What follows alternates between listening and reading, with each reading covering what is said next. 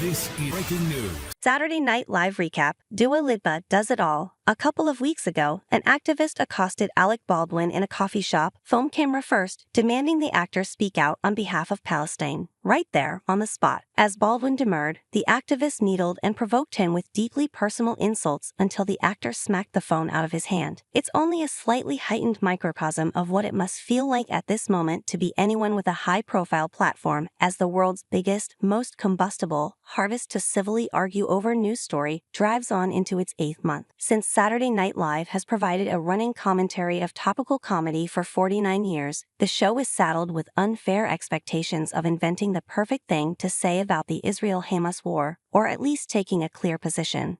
For reasons wisely left unarticulated to the media, it has never quite done the latter, although Rami Youssef did so on the show's behalf during his recent turn as host. As the season winds down, with the first of 3 final episodes, the show has gotten no better at finding neutral ways to address the war that has loomed large over the whole season. It has, however, found a clever way to say something about not saying anything. It's wrong to stay silent, but it's also wrong to say too much. I just wish there was a way to split the difference. An unnamed Heidi Garner character laments in a sketch mocking the very expectations the show and its performers face. The solution? Teeny, tiny statement pins, ones so small, they make those ceasefire pins that dotted the Oscars red carpet look like Flava Flav's clock necklace. Earlier on, though, the show demonstrates what it actually looks like to join the conversation and say nothing. The cold open focuses on the wave of controversial college protests that dominated news coverage this past week from the perspective of those students' parents. It's like watching a circus contortionist bend her body at improbable angles. The way this scene manages to avoid offending or validating anyone whatsoever.